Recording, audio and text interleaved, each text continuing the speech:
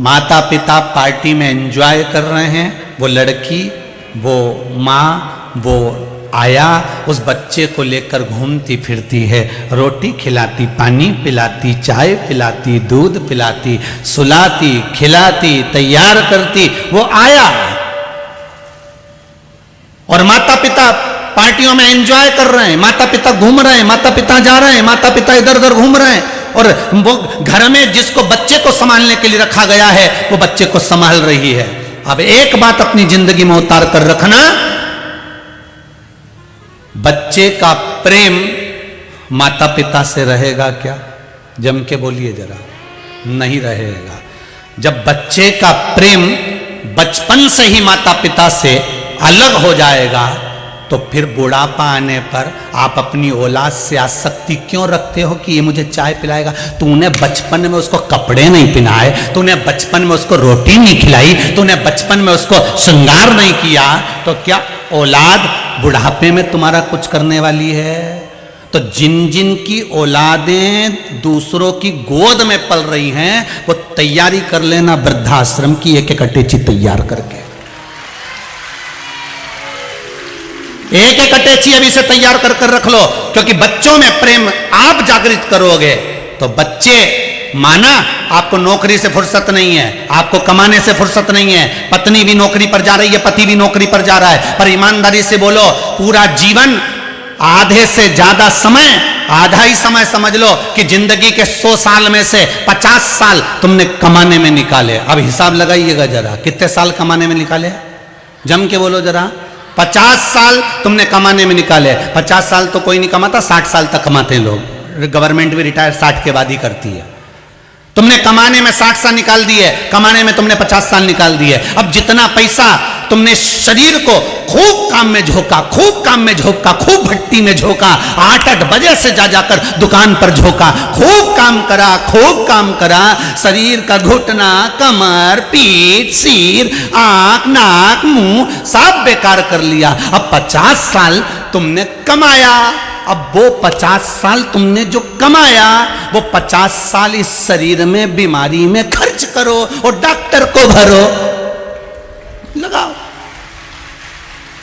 50 साल पहले पैसे को कमाओ, इस शरीर को खूब भट्टी में झोंक दो, और 50 साल बाद जो तुमने लाखों रुपए बैंक में जमा करे हैं, इस शरीर की हड्डी कलपुर्जे को सही करने में वो 50 साल जो कमाया वो इसमें झोंक दो। अब ना तो तुम जिंदगी का एंजॉय कर पाए, ना अपनी जिंदगी को सही जी पाए। 50 साल कमा कमा के मर गए और 50 साल डॉक्टर में भर भर के मर गए, और बाकी का समय था तो औलाद ले जाके आग लगा दी शमशान में। 13 दिन बाद नुक्ती और गुलाब जामुन और खोपरा पाक खा गए,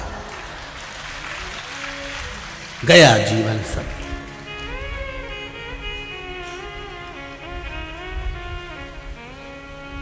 अभी भी कुछ नहीं बिगड़ा है। अरे ओ धान के कटोरों वालों, अच्छे से सुन लो जरा, कुछ नहीं बिगड़ा, अभी भी कुछ नहीं गया। कई लोग कहते हैं सीहोर वाले महाराज को कथा करना नहीं आती, हम तो पगले हैं, माना हमें कथा नहीं आती, पर तुमको भी तो जिंदगी जीना नहीं आती। अगर तुम्हें जिंदगी जीना जिस दिन आ जाएगी तो हम में भी कथा करना आ जाएगी, पक्का। तुम जीना सीख लो, हम कथा करना सीख लो। जियो जियो, खूब अलमस्त जियो।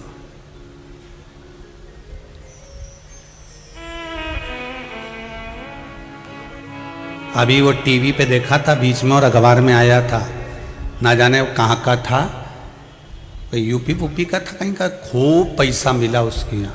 दादा तुम्हें नाम मालूम हो तो बता दीजिए रे, हैं कौन से गांव का? हाँ जो भी नाम हो, कौन से गांव के थे वो?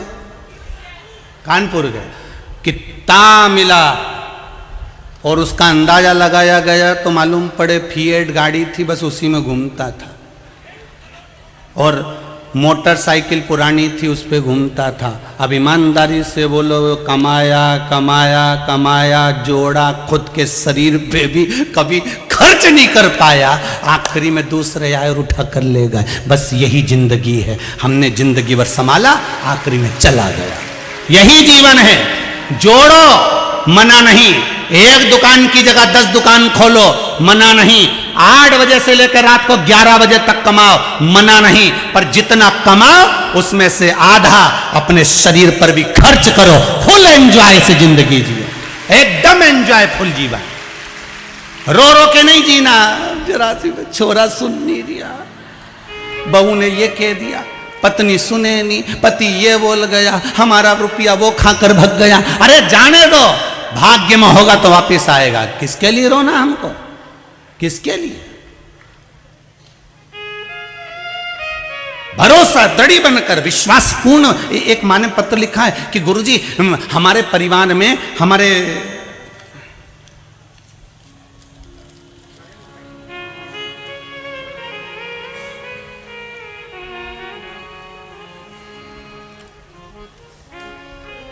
पत्र में लिखा है, मेरे पति ने कहा गुरुदेव अगर शिव महापुराण की कथा गुरुजी कहते हैं कि टीवी पर सुनो और सुनने के बाद अगर रोग अच्छा हो सकता है, तो मैंने टीवी पर कथा सुनता हूं एक बार गुरुजी की, और मुझे दमे की बीमारी है, मुझे खांसी की बीमारी है। अगर कथा सुनकर मेरा दमा और खांसी ठीक हो सकता है तो मैं मान लूंगा शंकर को। ये बहन ने पत्र लिखा है, श्रीमती ईश्वरी साहू, जयतानगर, जिलोसपुर, छत्तीसगढ़। क्या है समझ लेना। कहीं बैठी हैं, हाथ उठाओ। आप ही हैं दीदी? दोनों हाथ उठाकर एक बार हर हर महादेव बोलिए। हर हर महादेव। उन्होंने लिखा है, मेरे पति ने कहा अगर टीवी पर कथा सुनने से रोग मिटता है, सियोर वाला महाराज छाती ठोक ठोक कहता है व्यासपीठ से कि कथा सुनो, हर चीज का हल मिलेगा। तो उन्होंने कहा मैं कथा सुनता हूं, अगर मेरे दमे की बीमारी और खांसी ठीक हो जाती है तो मान जाऊंगा। इसमें लिखा है, एक कथा सुनने के बाद जो आपने पीपल के पत्ते वाला उपाय बताया था वो करा और खांसी और दमा दोनों ठीक हो गया। पत्र में लिखा है उन्होंने, ये पत्र है। एक बार दोनों हाथ हिला दीजिए दीदी। हर हर महादेव। बैठिए बैठिए, विराजिए।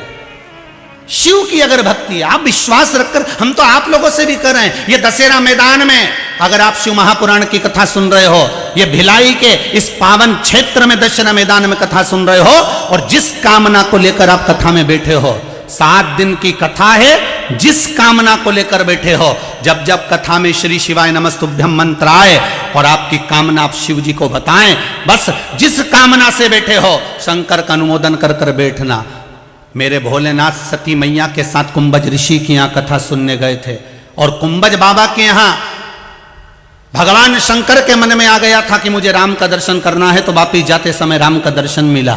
सती मैया के मन में आ गया था कि मेरे शादी के बाद मेरे पति मुझे कथा सुनाने लाए, इससे तो ये शरीर जलकर भस्म हो जाए तो अच्छा। और वो सती मैया का शरीर उन्हीं के पिता के यहाँ जलकर भस्म हुआ था।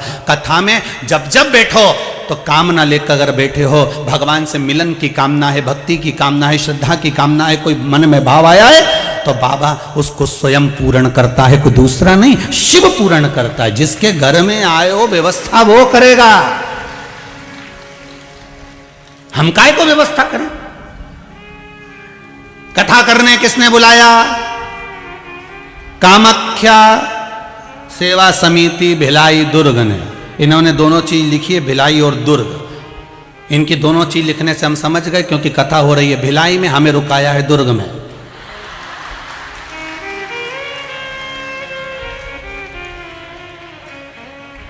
हम जब ये लिखा हुआ जब नवेगांव में आया था ना पर्चा कि माँ कामाख्या सेवा समिति भिलाई दुर्ग छत्तीसगढ़, ग्राउंड स्कूल दशहरा मैदान सेक्टर 7 भिलाई, ये वही पर्चा। तो हमने आशीष से भी कहा था कथा भिलाई में है कि दुर्ग में, तो कहने लगे अब ये तो नहीं कह सकते। तो हमने कहा भिलाई और दुर्ग है कितनी कितनी दूर? तो क्या हमको तो ये भी नहीं मालूम। तो हमने कहा जरूर ये ना कुछ तो बात है। भोलेनाथ जी ने अगर भिलाई दुर्ग लिखा है तो कहीं संबंध तो इनका पक्का है। तो कथा भिलाई में है, महाराज रुका दुर्ग में। शिवजी अगर लिखाया है तो कहीं ना कोई बात तो जरूर है। अच्छा, महिला मंडल ने भिलाई में रुकाने की व्यवस्था भी सोची कि हम भिलाई में रुका दें, पर इनको नहीं मिली, क्योंकि पर्चे में इनने भिलाई और दुर्ग लिखा था। तो तो शिव जी के पास आ गया था, तो पर्चे में जो लिखा तो बाबा ने स्वीकार कर लिया कि दुर्ग से संबंध तो रहेगा, कथा यहाँ करा, महाराज वहाँ, दादा सोएवा घर में, पांव पसारे या घर में, बाबा अंतर गई। जो मन में भाव आए। महाराज इस जीवन का कोई भरोसा नहीं, कोई भरोसा नहीं। खूब भगवान की भक्ति में दिन निकालो, रात निकालो, भगवान शिव के स्मरण में निकालो। निंदा करने वाले निंदा करेंगे, बुराई करने वाले बुराई करेंगे। हम तो यहां तक कहते हैं कि फेसबुक, यूट्यूब, इंस्टाग्राम आदि आदि पर भी अगर कोई किसी की भी बुराई करता है, करबद्ध निवेदन है, आप कभी उसका साथ मत देना, एक कमेंट्स मत करना, नहीं तो पापी के चक्कर में वो गेहूं के साथ, अरे बोलो तो, गुण भी पिसा जाता है। इसलिए अपने नहीं देना इनका साथ। ये लिखे कुछ भी लिखे, ये बोले कुछ भी बोले, पर अपने साथ अपन है क्या? और महाराज कौन रहा? ये कोरोना महामारी ने सबको दिखा दिया है महाराज जी। कोई किसी का नहीं यहाँ, बस वादे वादों का क्या।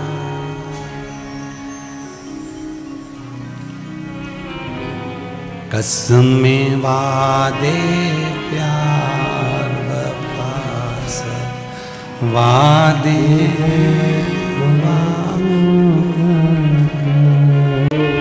तुम्हारी मर्जी पड़े जैसे जीवन जियो, पर शंकर का नाम लेकर, भगवान का भजन कर कर, स्मरण कर कर, कीर्तन कर कर, भगवत नाम को धारण कर कर जीवन जियो। शुरुआत भी तुम्हारी शंकर से होना चाहिए और अंत भी तुम्हारा शंकर से होना चाहिए। महाराज मकान तुम्हारी पसंद का होगा और मसान शंकर की पसंद का होगा कि किस जगह पर ले जाकर आग लगवाएगा, ये उसको मालूम है, हमको नहीं। ब्रह्मा जी के एक अश्रु से एक बानर उत्पन्न हो गया।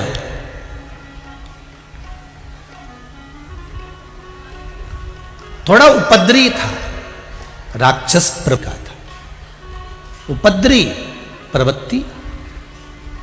शिव जी मिलने के लिए आए ब्रह्मा जी को। ब्रह्मा जी नहीं थे, पर भगवान शंकर को पछतावा हो रहा है कि मैंने ब्रह्मा को क्यों अपशब्द कह दिए, मैंने ब्रह्मा को क्यों समझाया।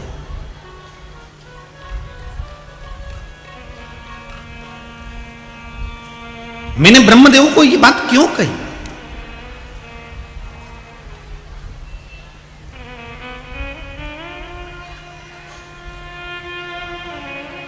ये पछतावा शिव को हो रहा। जैसे एक नारी, जैसे एक स्त्री रोती है पछतावे में, शिव को वो पछतावा हुआ। अश्रु शंकर भगवान का भूमि पर गिरा। उस सुमेरु पर्वत पर ही एक तालाब बन गया। उस तालाब को जब शंकर जी ने देखा तो सोचा कि यह तालाब तो था नहीं, पर प्रकट हुआ है, इसलिए इस तालाब पर मेरे प्रायश्चित का अश्रु निकला है।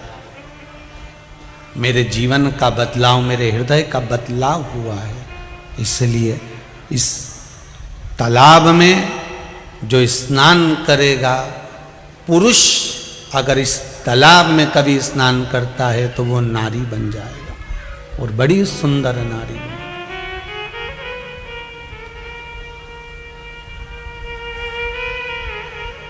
प्रायश्चित का जब स्नान व्यक्ति को होता है, इस मन को जब वो प्रायश्चित में डुबोता है, तो महाराज वो सुंदर बनकर प्रकट होता है, सुंदर बनकर।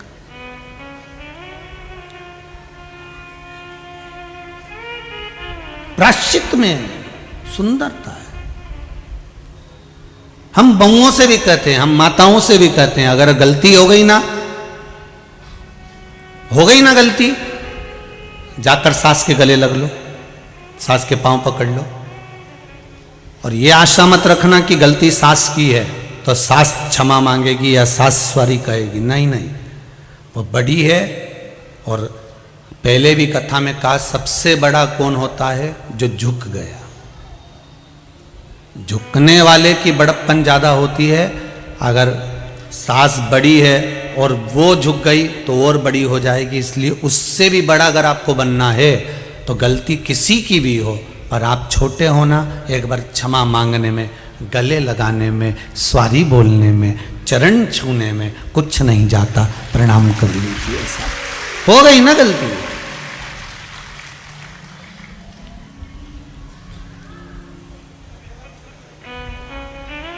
कुछ नहीं बिगड़ेगा।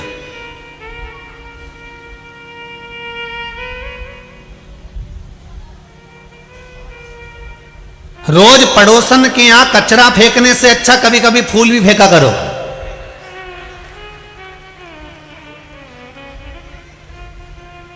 रोज पड़ोसन के यहां गलती निकालने से अच्छा है कि दीपावली दशहरे पर कुछ मिठाई भी भेजा करो। उसको अच्छा लगेगा, तभी तो उसके दिल में आएगा कि मेरी पड़ोसन अच्छी है, उसके यहां पूजन पाठ होता है, वो कुछ भेजती है। दशहरा मैदान में कथा चल रही है, वो कथा में जाती है ना तो मुझे बेलपत्री भी लाके देती है। इतनी अच्छी पड़ोसन कहाँ मिलेगी? वो खुद खुश होगी। और तुम रोज रोज झगड़ा करोगे तो उसके मुंह से सुबह से शाम तक केवल बद्दुआ ही निकलेगी। ना तुम्हारा धन उसको चाहिए, ना उसका धन तुमको चाहिए। तुम भी ऐसे नहीं हो कि किसी का धन तुमको चाहिए। जितने लोग कथा में बैठे हो ना, और जितने आस्था पर कथा सुन रहे हो, फेसबुक यूट्यूब पर कथा सुन रहे हो, इतना तो मेरा विश्वास कहता है कि आपको किसी के धन की जरूरत नहीं है। आपको तो महादेव के धन की जरूरत है कि वो देगा, तब जाकर हमारा कार्य सफल होगा। हमें किसी का धन नहीं चाहिए और ना हमें किसी की दौलत चाहिए। कोई किसी का धन मिल भी जाएगा तो कितने दिन चलेगा? किसी का पड़ा हुआ मोबाइल मिल गया, हार मिल गया, चेन मिल गई, अंगूठी मिल गई, कितने दिन चलेगी? पर अगर उसने आवाज पकड़ रहा है भाई, अगर उसने कृपा कर दी, उसने दया कर दी, और जो एक बार दे दिया तो उसका सुख ही दूसरा हो। उसने अगर दिया है फिर सोचना नहीं है महाराज।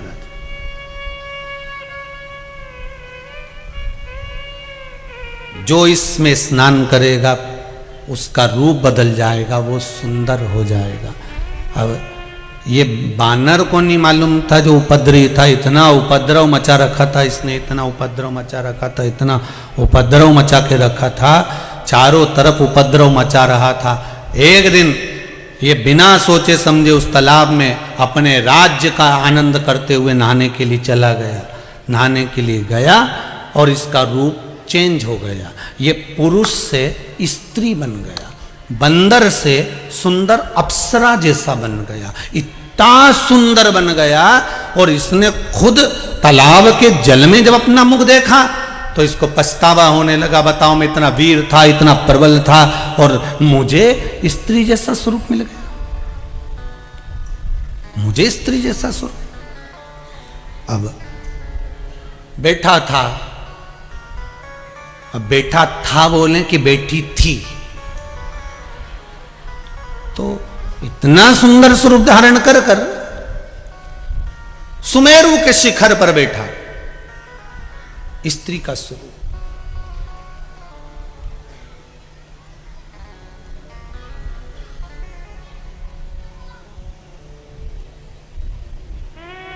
रामचरितमानस में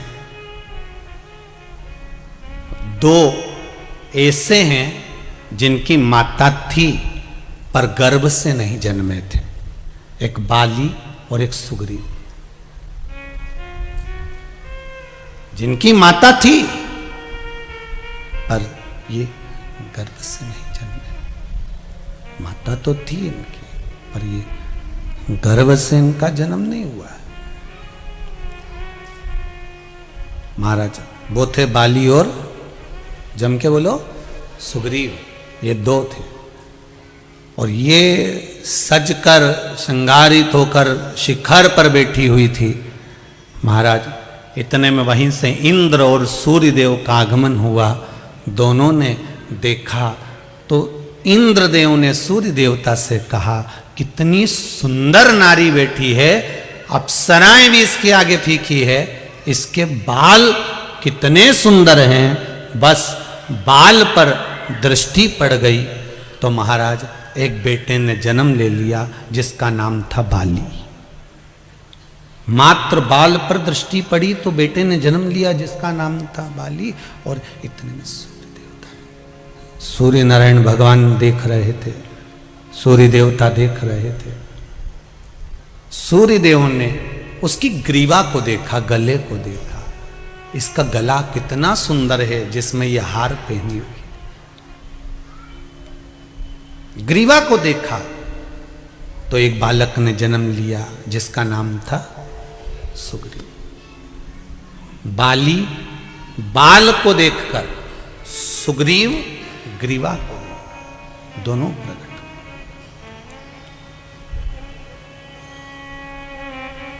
इंद्र का बल बाली में था और सूर्य का तेज सुग्रीव में था।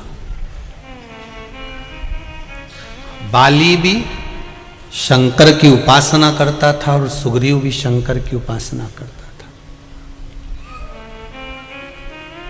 अब एक बात ध्यान देना, बाली का जब विवाह हुआ, पत्नी का नाम था तारा।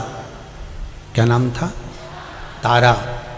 कहां से प्रकट हुई थी है? जो देवता और राक्षसों ने मिलकर मंथन करा था, उस मंथन में बाली और सुषेण वेद, इन दोनों का बहुत ज्यादा सहयोग था मंथन के समय पर। बाली और सुषेण वेद जिसने लक्ष्मण जी को संजीवनी दी थी, ये दोनों साथ रहते थे और दोनों का प्रबल सहयोग उस मंथन में था जो देवता और राक्षस मिलकर मंथन कर रहे थे। सुषेण वेद को और बाली को क्यों रखा गया था? क्योंकि बाली भी बलवान था और सुषेण वेद ज्ञानवान था। सर्प, सांप का जब मथते समय उसका फैन निकलता था, मुख से विष प्रकट होता था और जिन जिन को वो विष लग जाता था उसके प्राणों के घात होने लगते थे, तो सुषेण वेद उनको औषधि देकर वापिस अच्छा कर लेता था। इसलिए मंथन में दोनों का होना जरूरी था, बाली का भी था और सुषेण वेद का भी था। दोनों मंथन में लगे हुए थे, सेवा में लगे हुए थे।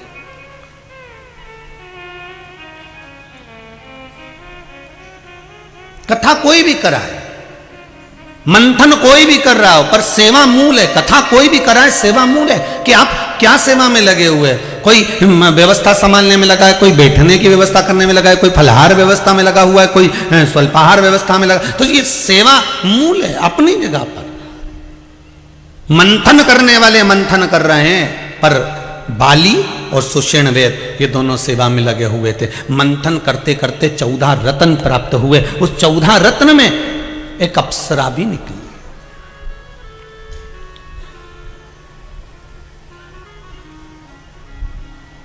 चौदह रत्न में एक अप्सरा भी निकली है। उस अप्सरा में प्रबल अप्सरा थी तारा, बड़ी सुंदर थी। और जैसे ही प्रकट हुई तारा, जैसे ही प्रकट हुई वो अप्सरा, जैसे ही प्रकट हुई तारा, तारा को यहां बाली ने भी देख लिया और सुषेण वेद ने भी देख लिया और दोनों ने कह दिया कि इससे विवाह करना चाहते हैं, इसको हम अपना बनाना चाहते हैं। अब बात यहां अड़ गई कि इन्होंने वो मंथन को रोक दिया उस अप्सरा के चक्कर में, तारा के चक्कर में। बाली कहे इसको मैं रखूंगा और सुषेण वेद के मैं इसको रखूंगा। दोनों खड़े हो गए। मंथन जब बंद हो गया, क्योंकि मंथन इसलिए बंद हो गया था क्योंकि सर्प का जो विष निकल रहा था वो देवता राक्षसों को लग रहा था, सब घायल हो चुके थे। अब ना तो सुषेण वेद उनका इलाज कर रहा था, ना बाली उसमें बल प्रदान कर रहे थे। तो बड़े घबरा गए देवता उन घबरा कर उस अप्सरा को ले जाकर भगवान विष्णु के पास पहुंचे। भगवान विष्णु से कहा, प्रभु ये अप्सरा निकली है, 14 रत्न में एक रत्न अप्सरा, ये तारा नाम की सुंदर नारी प्रकट हुई है, क्या करना है इसका? भगवान विष्णु ने कहा, क्या चाहते हैं? बाली कह रहा है मैं इसको अपनाऊंगा, सुषेण वेद कह रहा मैं अपनाऊंगा। भगवान विष्णु निर्णय नहीं दे पाए तो शंकर जी के पास ले गए, शिव जी के पास।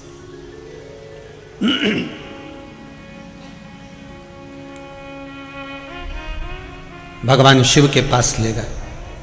शंकर भगवान तो बैठे थे अलमस्त में। पूछा क्या बात है? भगवान विष्णु बोले, प्रभु आपके पास आए हैं। क्यों?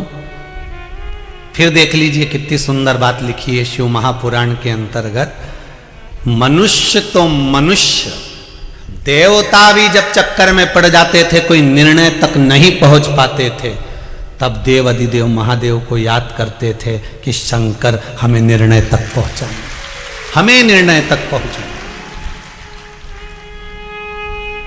एक लोटा पानी, एक बेलपत्र, एक पुष्प, एक चावल का दाना व्यक्ति के निर्णय को बदल देता है महाराज। उसका क्या भाव था, वो क्या उसकी किस्मत में कितना दुख लिखा हुआ था, उस दुख को केवल उसका एक लोटा पानी उसको सुख की ओर ले जाता है।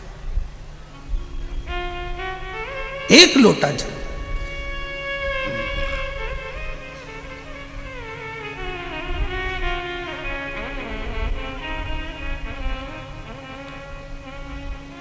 आप में से कितने लोग हैं जो शंकर जी को रोज जल चढ़ाते हैं? हाथ उठाइए।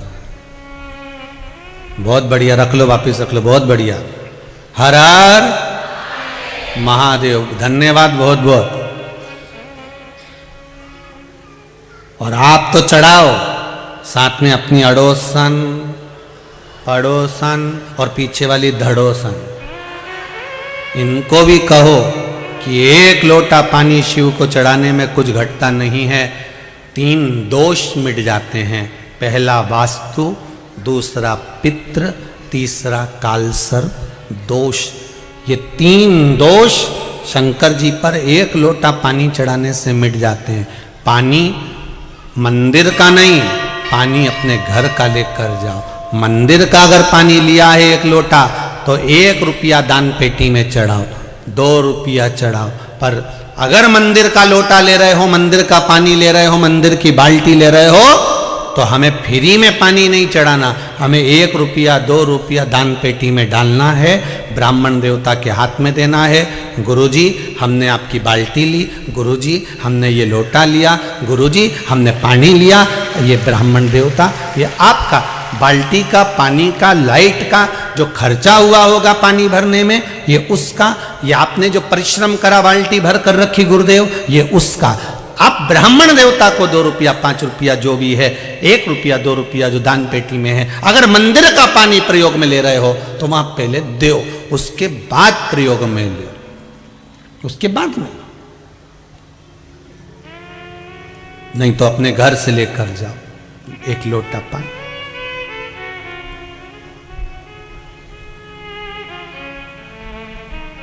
नियम बनाओ, जरूरी है।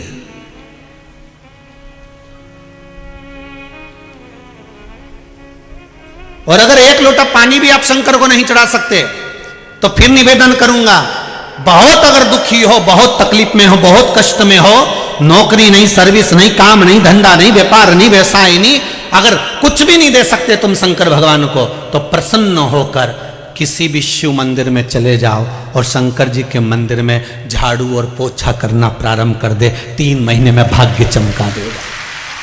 3 महीने लगेंगे भाग्य चमकाने में। तू उसका फर्श चमका, उसकी सेवा में लग जा, उसके मंदिर की सफाई में लग जा, वो भी तेरे जीवन में से दुख दरिद्र बाहर कर देगा। कर सेवा तू।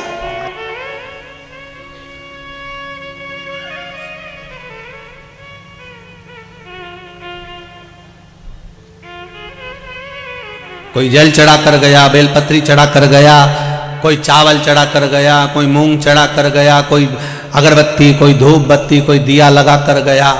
तू जा और आज मन में विचार कर कर जाना, अब मुझको 2 हफ्ते 3 हफ्ते बाबा की सेवा करना है।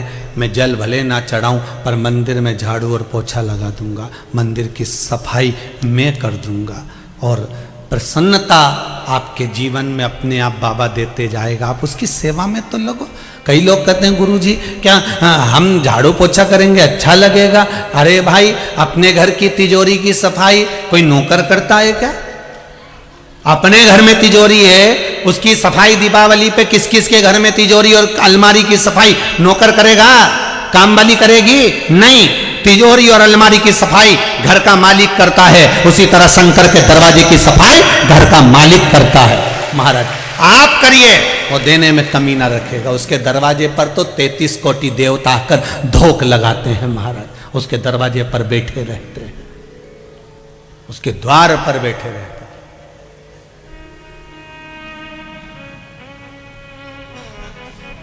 चले मेरे भगवान विष्णु भगवान शिव के पास में भगवान शंकर से विनती करने जा रहे हैं, भोलेनाथ ये अप्सरा निकली है जिसका नाम तारा है, और ये अप्सरा इसको बाली भी मांग रहा है, इसको सुषेण वेद भी मांग रहा है। अब आप बताओ ये किसको दी जाए? शंकर भगवान के पास में भगवान विष्णु लेकर पहुंच गए। अब भगवान तो भक्तों का तो दुख झेलने के लिए भगवान बैठा है। भगवान का मतलब ही क्या कि अगर भक्तों का दुख ना झेले। हाँ, आप कई लोग कहते हैं महाराज जी हमारे जीवन में ये दुख है, हमने ये करा, हमने वो करा, दुख नहीं कट रहा। क्या बात है, हो सकता है दुख भारी हो, पर चिंता मत करना, उसके दरवाजे से कहीं मत जाना। दुनिया के लोग कहेंगे कि अब एक काम कर शंकर जी, अगर तेरा दुख नहीं काटा तो तू हमारे इसमें आ जा, तू ऐसा कर ले, तू वैसा कर ले। भटकना मती, एक ही दरवाजे पर बैठे रहना। 10 खड्डे खोदने में पानी नहीं निकलेगा, एक बोरिंग ऐसा गहरा करवा दो कि पानी निकल के माने, तब तक बंद मत करो मोटर को। निकल 100 फीट 200 फीट 300 फीट 350 400 कहीं तो निकलेगा। एक ही जगह खोदो ना। अब 150 फीट यहां खोद दिया, 250 फीट वहां खोद दिया, कितना हो गया?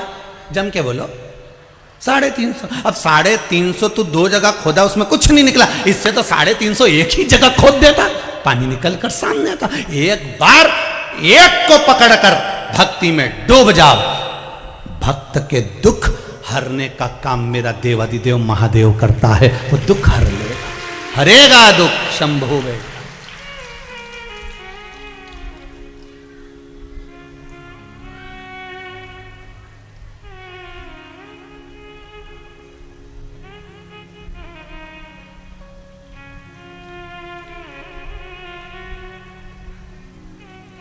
मेरा शंभु, मेरा ओघड़दानी, मेरा त्रिकालदर्शी, मेरा कैलाशी।